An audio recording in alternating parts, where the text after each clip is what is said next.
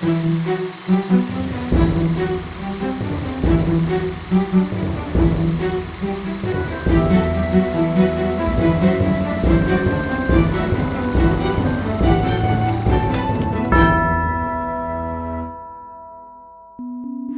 di Batavia Part 1. Pada video sebelumnya telah diuraikan riwayat singkat mengenai perbudakan di Nusantara, zaman prakolonial. Keberadaan para budak di zaman kuno tersebut memang masih samar-samar. Keberadaan para budak di Nusantara mulai terekspos ketika bangsa-bangsa Eropa mulai berdatangan.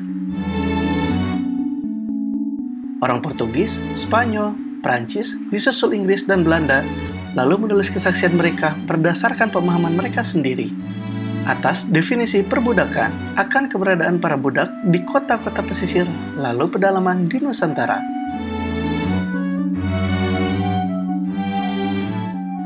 Gambaran yang samar akan keberadaan budak tersebut lambat laun menajam dan makin jelas, terutama sejak VOC Belanda mendirikan Batavia di atas puing-puing Jayakarta.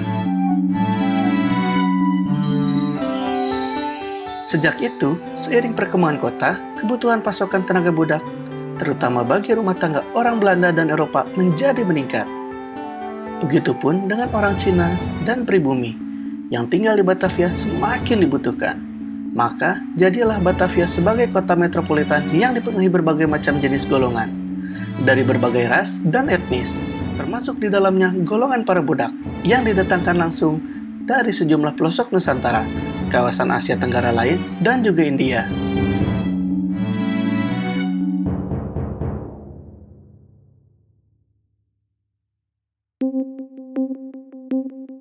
Sebagai sebuah golongan sosial yang numpang lewat, keberadaan para budak di Batavia begitu mewarnai dinamika kehidupan masyarakat Batavia dalam menopang gaya hidup mewah, terutama para nyonya dan tuan kulit putih. Banyak kejadian yang menarik, karikatural, tragis, bahkan sadis yang menimpa para budak ini. Banyaknya jumlah budak menentukan posisi sosial sang pemilik.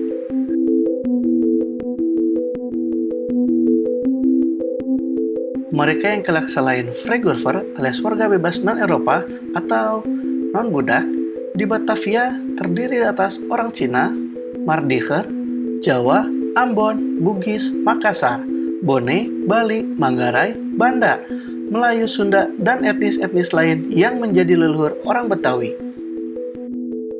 Budak-budak awal di Batavia.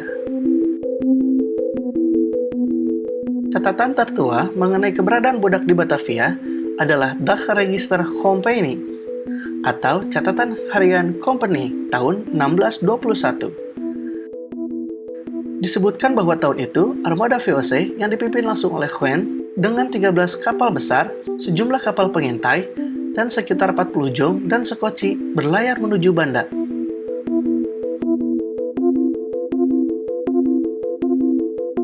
Khuen membawa tentara sebanyak 1.600 orang Belanda yang diperkuat oleh 250 orang yang telah dulu berada di Banda.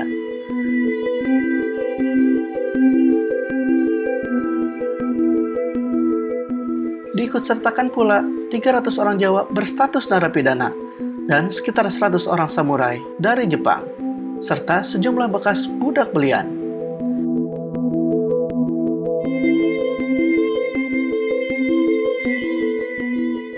Dari data ini diperoleh kabar adanya sejumlah orang Jawa yang berstatus narapidana, serta sejumlah bekas budak belian di Batavia.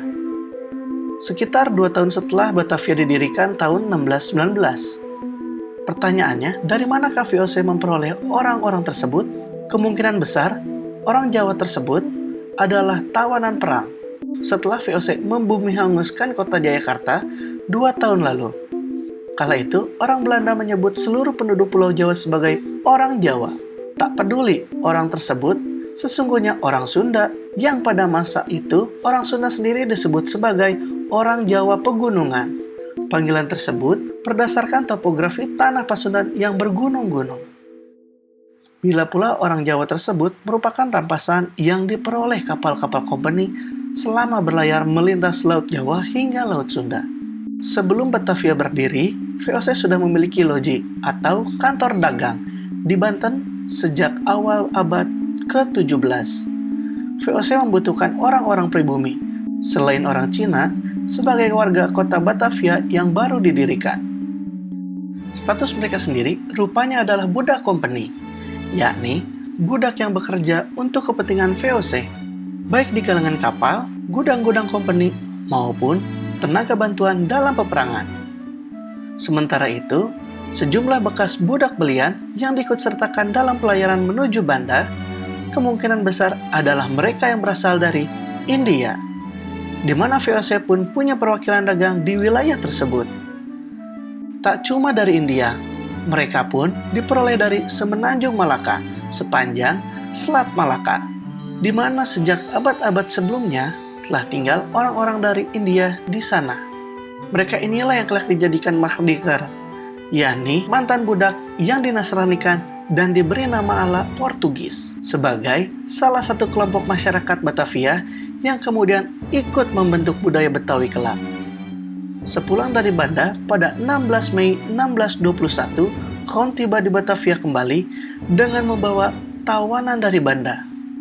Rombongan ini berjumlah sekitar 883 orang, terdiri dari lelaki, perempuan, dan anak-anak.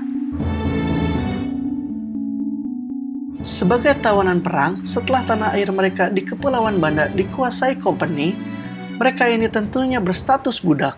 Dalam perkembangannya, mereka lalu dibebaskan secara bersyarat, menjadi penduduk Batavia, dan menjadi leluhur warga kampung Banda di kemudian hari.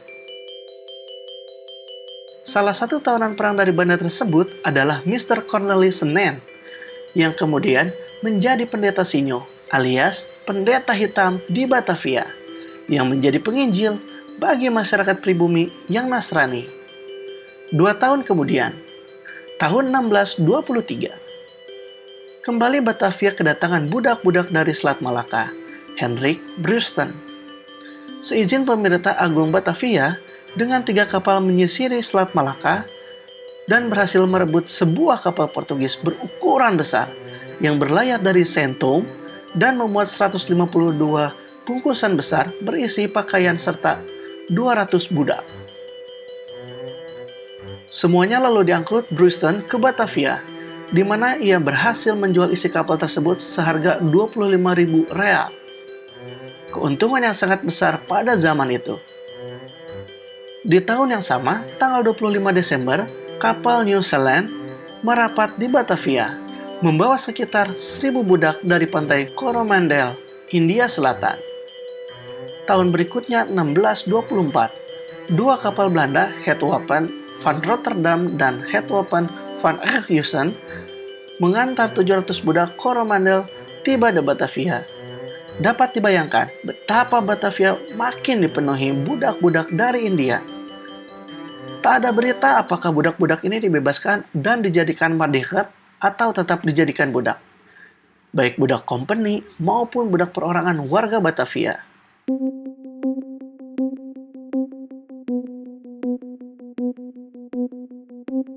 Awalnya menurut catatan sipil Batavia tahun 1632, para budak company sebanyak 1.254 orang tinggal di kawasan Malabar, di kawasan tembok kota Batavia. Malabar sendiri adalah nama sebuah wilayah di India, sehingga kemungkinan besar para budak tersebut adalah orang-orang India. Dan mungkin sebagian memilih menjadi mardikar walau harus memeluk agama Nasrani. Di kawasan Malabar ini pula, orang Moor alias India Muslim yang merupakan warga bebas alias non-budak ikut tinggal.